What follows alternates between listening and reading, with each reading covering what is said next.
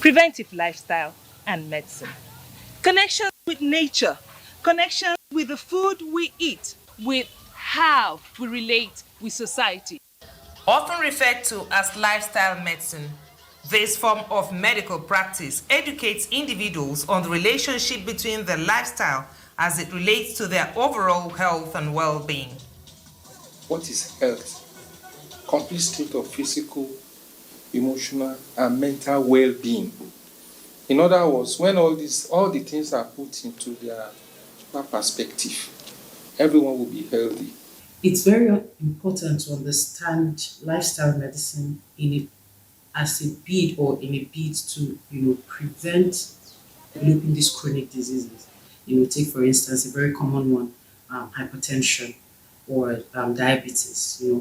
With lifestyle medicine, it has it encompasses different things you should do, from your diet to your exercising to getting enough sleep, managing stress, even the psychosocial aspect of uh, promoting or having good social support around you. According to some of these our philosophers, like Aristotle and Hippocrates, he said, "You are what you eat."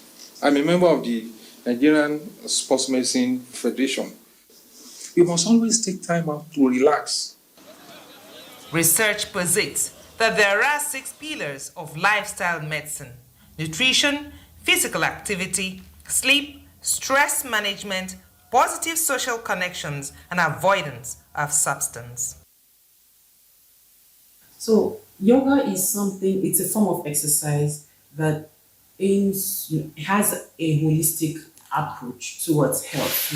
So with meditating while also exercising the body, and which in turn keeps the mind sane, keeps the mind calm, keeps the heart, keeps the blood pumping. I personally do yoga sometimes. The standard for with exercise, let's use exercise for example. The standard is 30 minutes of exercise at least 3 times a week. All right, so you have 7 days in a week. At least 30 minutes of walking, running, dancing, even yoga, pilates, whatever you choose to do, skipping, just do it. Move your body for at least 30 minutes 3 times a week. That is it is more than okay. Drinking water.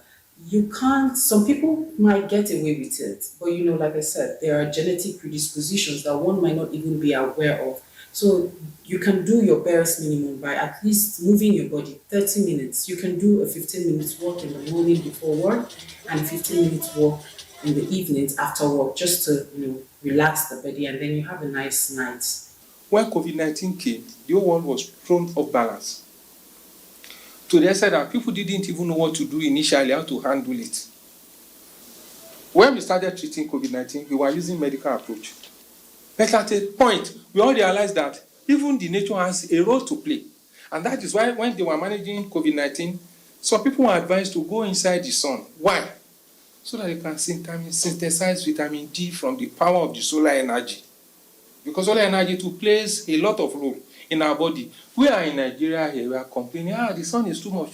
But some Europeans are leaving their country. They are coming to these 5-star hotels. Go and see them at the beach, sunbathing. I was in a country where one of my students I took down there was saying that they stole his phone. And I have to tell him to shut up. They don't steal phones here. Check yourself. Where did you go? And we went to that place. And they said, "Okay, you forgot your phone." That can never happen in Nigeria. So when the environment is safe, people will be able to sleep very well and live long. A lot of us carry GSM phone anyhow, without knowing that this GSM phone too radiates what we call electromagnetic waves. We put it up haphazardly in our pocket. Some women put it in their consent to prevent it from being stolen. But you are risking the risk of breast cancer if you do that, And then it's not good for your heart. It can affect the liberation of nitric acid, and it can affect your heart rate. And when you put it in your pocket, so it's not good. It can affect your libido. So all these things are what we need to really pay attention to before we now start talking of going to the hospital. It is high time we sit down in Africa, especially in Nigeria, and really reassess our medical priorities. Look at Nigeria. We are blessed with all sorts of things. We are blessed with herbs. In fact, according to botanists, they say Nigeria has one of the largest species of plants, medicinal plants in the world. Our focus, therefore, today is preventive lifestyle and medicine.